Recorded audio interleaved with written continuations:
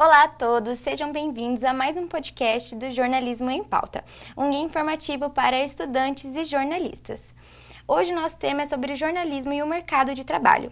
E para falar um pouco sobre esse tema, nós convidamos o Caio Vinícius Silva, ele que atualmente trabalha como produtor audiovisual na RPC, afiliada da Globo no Paraná, e possui experiências em rádio, assessoria de comunicação, assessoria pública e mídias sociais.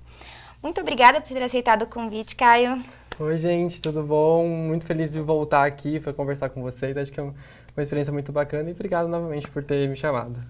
Imagina. Então, Caio, vamos direto ao assunto, né? A gente quer saber um pouco o que está acontecendo no mercado de trabalho, principalmente, né, voltado assim para aquelas pessoas que estão na faculdade, estão estudando.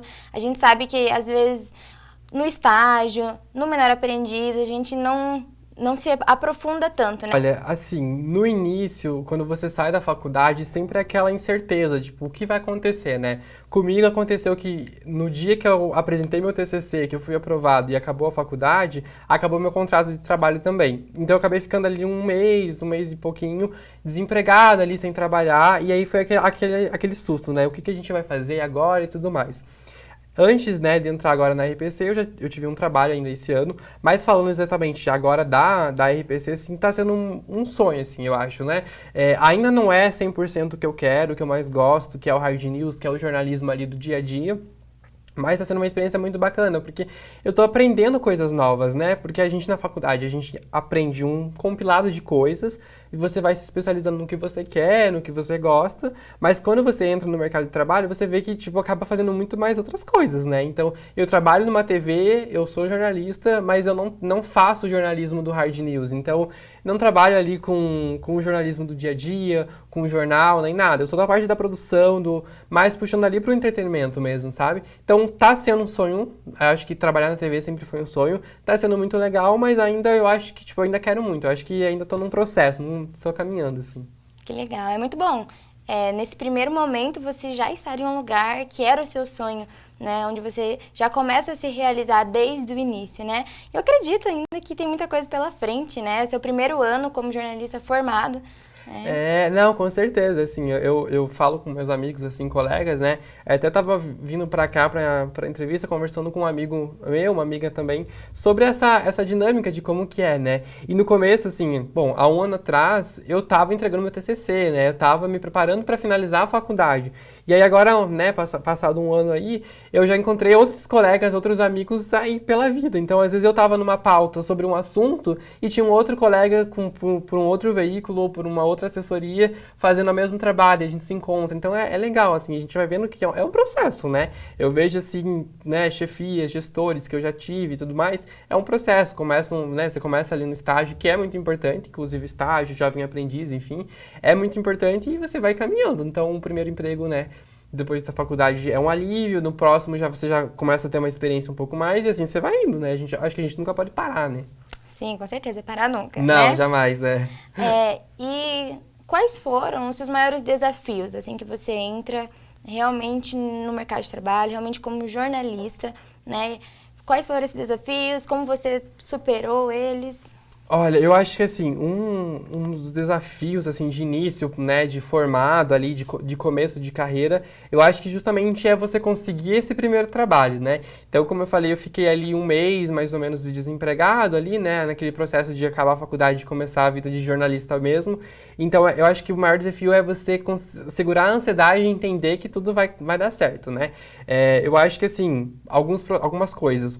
Meu primeiro trabalho ali, embora ano passado eu já tenha vindo de um trabalho temporário, mas que já era como um jornalista auxiliar, quando você assume, né, aí você já é jornalista, com carteira ali de registro de jornalista, eu acho que o maior desafio é você entender que, opa, peraí, agora eu tenho que também, eu mando um pouco, né, porque acaba que quando você é estagiário, as pessoas te passam as coisas, e quando você é formado, você também tem que fazer suas coisas por conta própria, você tem que tomar as suas atitudes, não que o estagiário e o jovem aprendiz não precise, mas é diferente, né, porque como você é formado, você precisa ter aquele time, aquela coisa que os professores falam muito na faculdade. Então, acho que o meu maior desafio, sim, foi segurar essa ansiedade de entender o mercado e eu acho justamente entender também a minha relevância no mercado, entender como que é o processo. Eu acho que são os dois pontos, assim, que mais que foram mais o baque de início, assim, de carreira, assim. Aí, aos poucos você vai se acostumando também, claro, né? Sim. E você realmente vê a aplicação de tudo que você aprendeu dentro da universidade, no meio mesmo jornalístico, né? Todo tipo de apuração, como é feito, né? A construção da reportagem. As universidades hoje, né? Principalmente a Universidade Positivo, onde você se formou, realmente tem um método que é o que está acontecendo hoje no mercado de trabalho? Eu acho que a UP tem uma vantagem muito grande, porque a maioria dos professores, ou quase todos eles, se não trabalham atualmente no mercado, fora da faculdade, né, tem uma baita experiência, né? Então, isso ajuda muito, porque aí eles trazem uma visão ali do ensino, né, de como que é a teoria, mas eles também trazem a prática, né? Então, muitas coisas que eu via na faculdade, os professores falavam, ó, a teoria mais ou menos é isso, tem um filósofo que fala sobre isso, tem um teórico que fala sobre isso, mas, na realidade, nem sempre é assim. Então, a gente fala muito sobre o mercado de trabalho, né, sobre questão salarial, umas coisas que eu acho que a gente sempre é válido discutir também. Então, eu acho que sim, tudo que a gente vê na faculdade é muito aplicável no dia a dia e tudo mais. Só que, claro, cada trabalho tem as suas questões. Então, por exemplo, eu acho que na RPC em específico, tem muito um audiovisual, uma coisa assim que realmente que eu aprendi nas aulas que me ajudam a ter aquele olhar e tudo mais. E tipo, né, coisas básicas, por exemplo, quando eu vou para uma gravação, é aquela questão de você olhar e pensar, pô, não pode ter um extintor aqui, por exemplo, né? Que é uma coisa que a gente sempre fala muito aqui na aula. Então é importante a questão de comunicar, de você também fazer o networking, que é muito falado isso em sala de aula, e também ter essa coisa de você conversar, de você, né, ir atrás. Então, assim, eu acho que sempre é muito aplicável, mas no dia a dia acaba que também a gente vai aprendendo muitas coisas com a prática, né? Então, porque na faculdade a gente vê um panorama meio que geral e aí você vai com o que você vai se especializando, você vai tendo mais conhecimento, né? Eu acho que é algo natural, mas sem dúvida eu acho que sem a faculdade eu não conseguiria ter nem chegado onde eu cheguei já, né? Sim. E hoje a gente sabe, né, que para você atuar como jornalista, você não precisa necessariamente, né, ser formado. Isso é muito triste, porque a gente vê o quanto a gente aprende na faculdade, né?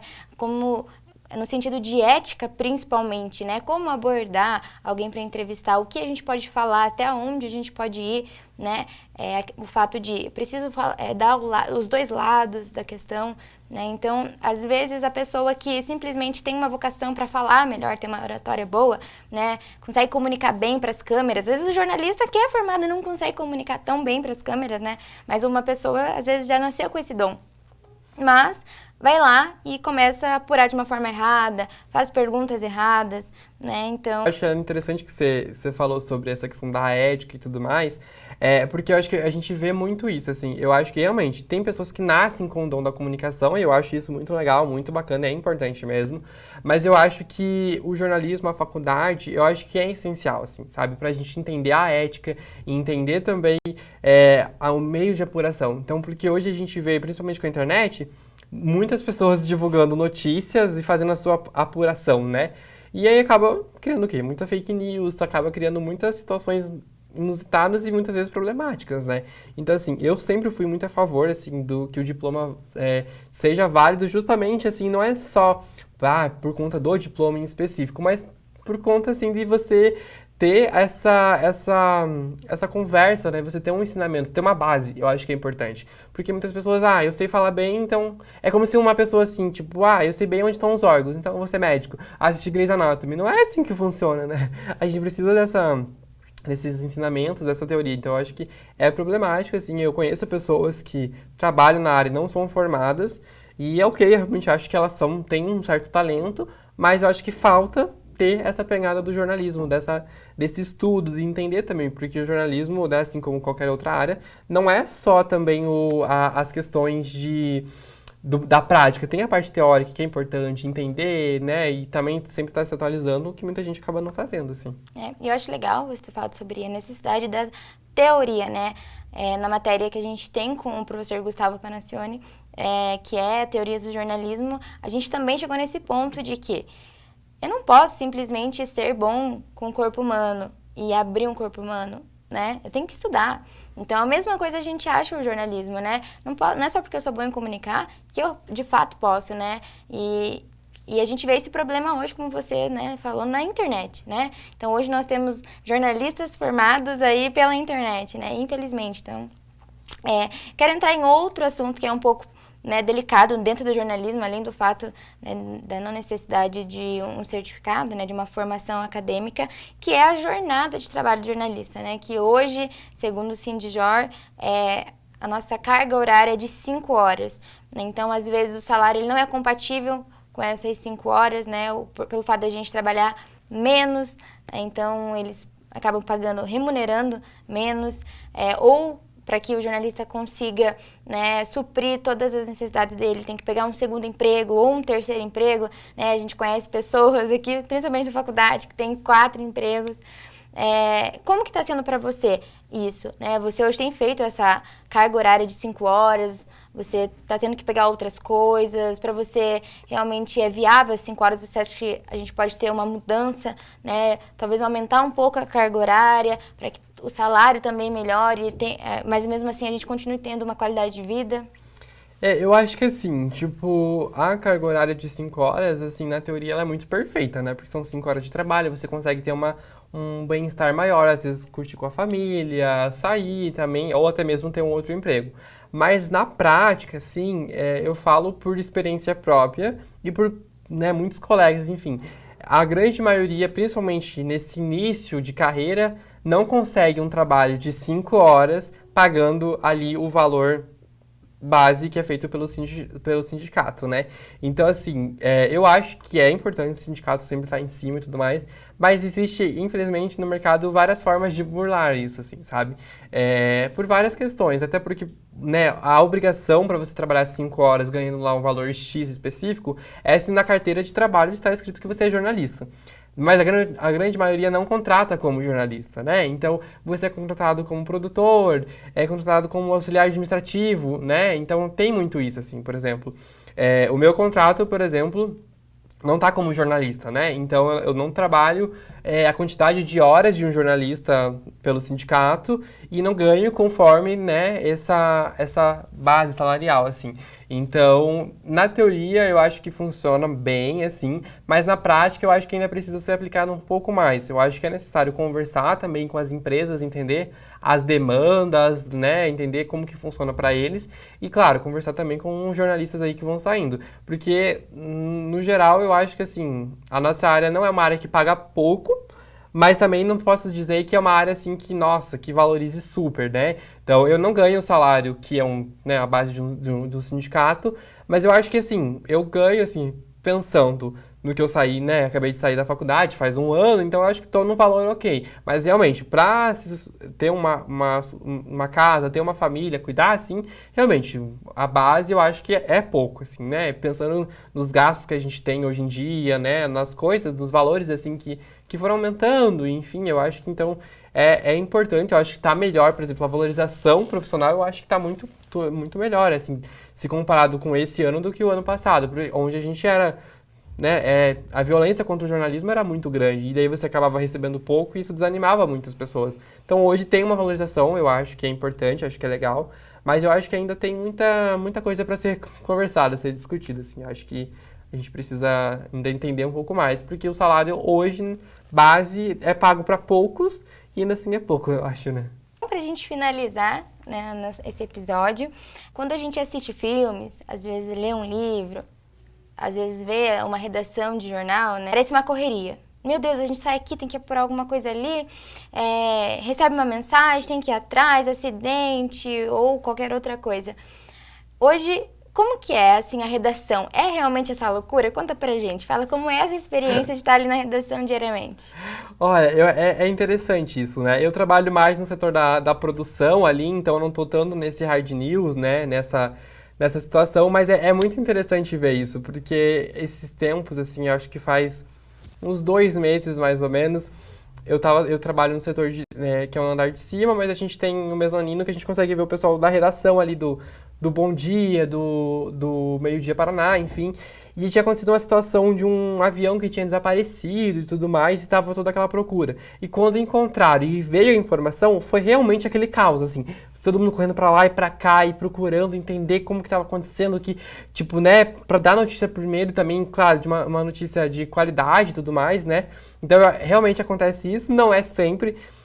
Na produção, né, na parte de entretenimento, que é onde eu mais trabalho, a gente tem muito essa correria, porque a gente também tem esses materiais para fechar, né? Então eu trabalho, por exemplo, com o Bicho do Paraná, que é uma coisa que está entrando toda semana, a gente valoriza ali personalidades aqui do estado, e tem que entrar toda terça-feira. Então, assim, na terça-feira, muitas vezes eu tô, tipo, correndo para lá e para cá, e fechando, editando, né, aprovando o material. Então, assim, realmente tem essas coisas de filme, assim, mas não é todo dia, né? Mas a gente sempre brinca, por exemplo, no plantão, né? O último final de semana mesmo, eu tava de plantão, junto com uma colega da parte do jornalismo ali. E elas falaram assim, nossa, tá tão tranquilo hoje. Eu falei, gente, não fala que tá tranquilo, porque é você falar que tá tranquilo que vai cair um avião, é alguém que morreu, é um político que renunciou, é alguma coisa assim. Então, assim, realmente tem dias que são muito caóticos, realmente, mas no geral, assim, dá pra você ficar tão tranquilo. Eu, pelo menos, gosto, né? Então, pra mim, não é como se fosse um problema, não é como se fosse uma dificuldade, assim, né? Eu acabo gostando, então, pra mim, acho que é bem, bem bom, assim.